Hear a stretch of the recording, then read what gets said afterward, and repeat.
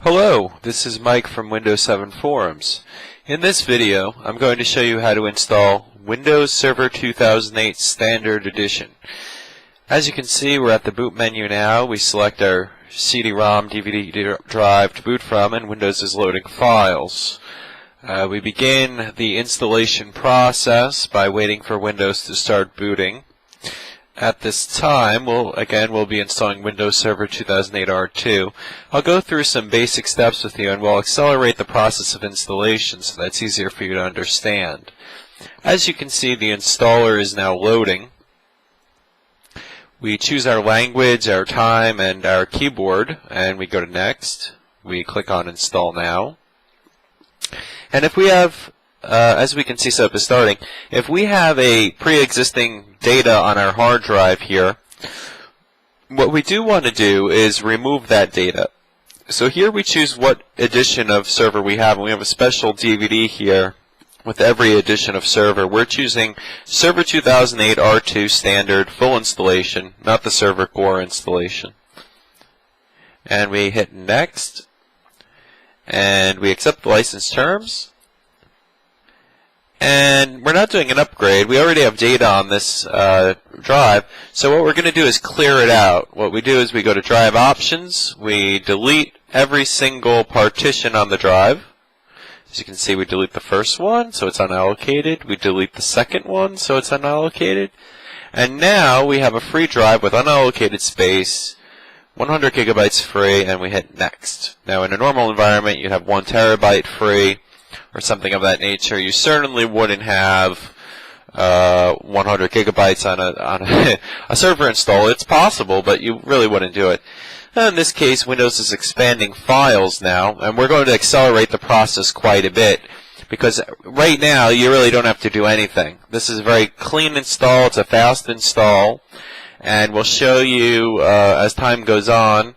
It takes about 20 minutes, 15-20 minutes for this to take place, and the expanding of the files takes the longest. So you'll see the acceleration now as we move on right here. Say we're accelerating now. Normally it would take much longer to do this, but we're just accelerating the process using some video trickery here.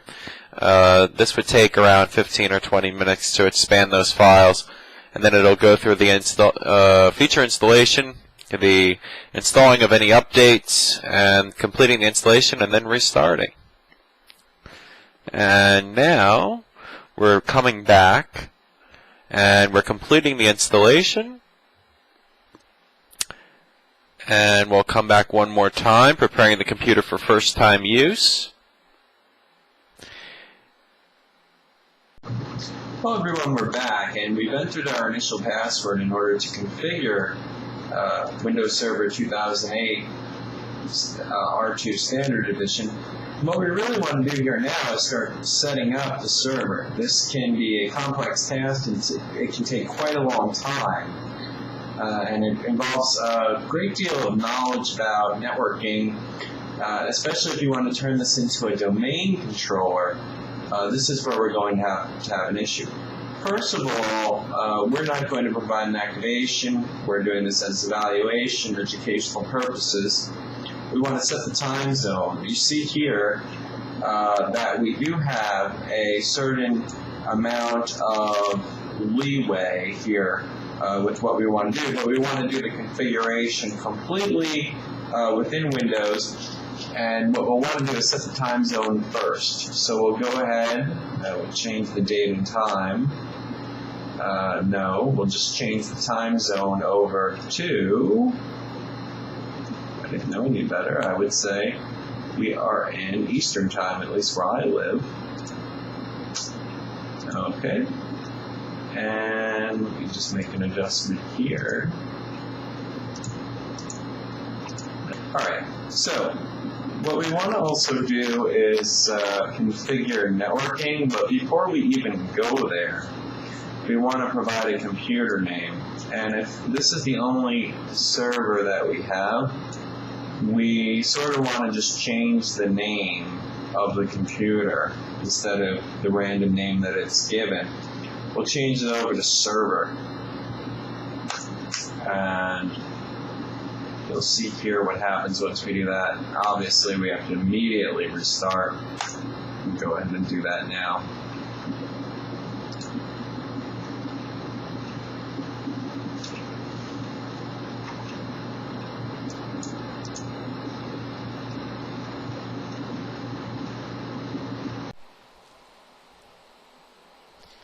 Alright, so what we want to immediately do is log back in.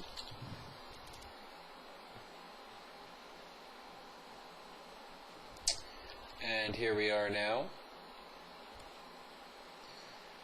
And now you see we've changed the computer name over to server. What we want to do next is pretty much configure networking. We've set the time zone, we've provided the computer name, and we want to configure networking. What we want to do is make sure that the server itself is using an IP address that does not change, and there's a reason for this, because if we have DHCP setting all our information, this will become a major problem. So we know we already have some information here.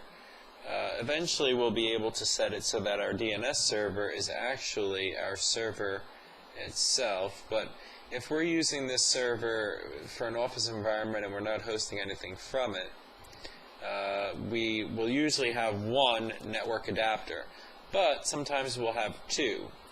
In this case we have one, and we're using this server in a strictly office environment with no outbound activity. We're not using this as a web server. So what we want to do is use the following IP address. We go 192.168.1.15, and we'll set the subnet mask automatically. We assume hopefully that that's your subnet, and we know that the default gateway in this instance will be 192.168.1.1. Now this will vary from router to router, and we'll set the DNS server in this instance to 8.8.8.8 and 4.4.4.2. These are universal open DNS servers. When we make this change, we'll go ahead and we'll see and make sure that we still have certain amount of internet access, and it's very clear that yes, we do. So we've made this change now. As you can see, we have a static IP address of 192.168.1.15, and here we have update this server. What do we want to do? Enable Windows automatic updating and feedback. This is something that we may want to change later if we don't like it. And for downloading and installing updates, usually when we look at the settings, we see install updates automatically, which is recommended, and install new updates every day at 3 a.m. Give me recommended updates the same way I receive important updates. What we want to do in this instance is actually download updates, but let me choose when to install them. The reason for that is we don't want the server restarting all the time. We also set recommended updates because we want those as well, and we allow all users on the server to install updates on the server. In this case we only have one user, which is the administrator in this case. And we already have 45 important updates available. Quite a few security updates here, major stuff. We want to go ahead and install those as soon as possible before adding any roles, before adding any features, before enabling remote desktop, and even before configuring the firewall. We want to get those Windows updates installed right away. So what we're going to do is go ahead and install those updates right now. Now that we have successfully installed Windows updates on the server, you may be wondering, well, what use is this server if we have no server roles configured, if there's no advanced features here? We're kind of dealing with a Windows desktop. I mean, what exactly is going on here? So we've installed all updates, and it's a necessity because in order for us to connect any client computers to this server, we need to add the domain controller server role to this server, and that is something that we will demonstrate in the server role configuration stage of this video. This will probably be one of the final aspects of this video in order to show you how to actually host other computers on the server.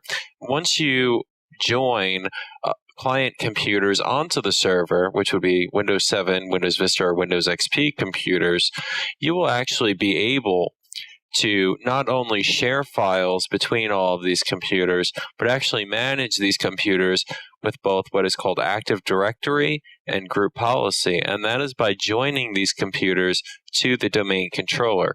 But in order to do that first, we have to create the domain controller, and I will go through that process now very quickly. Here we are again at our initial configuration tasks menu. What we want to do is go to add roles. And to add roles, we simply click add roles.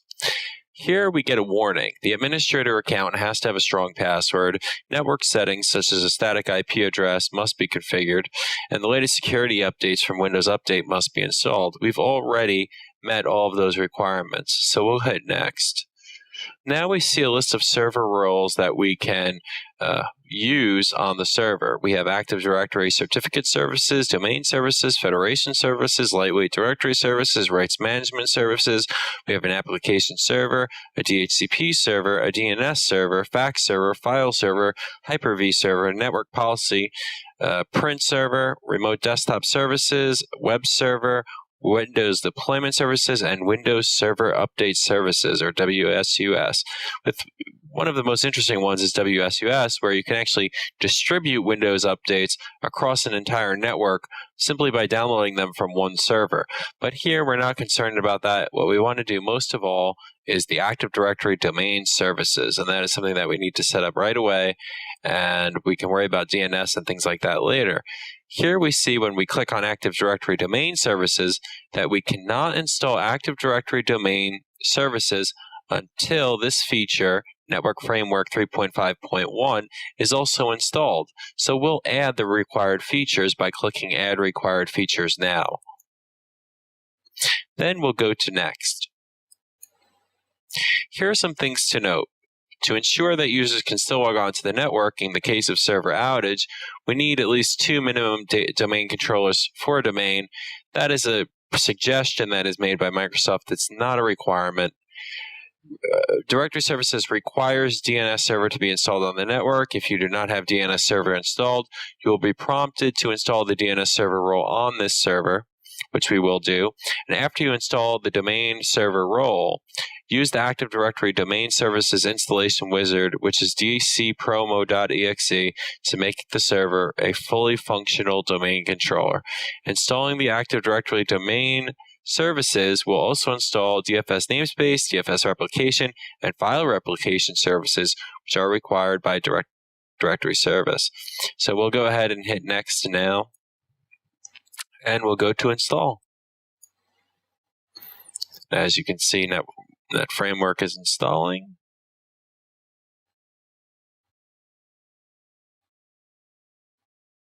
And we have quite a few features to install, so we'll be right back when the next prompt appears.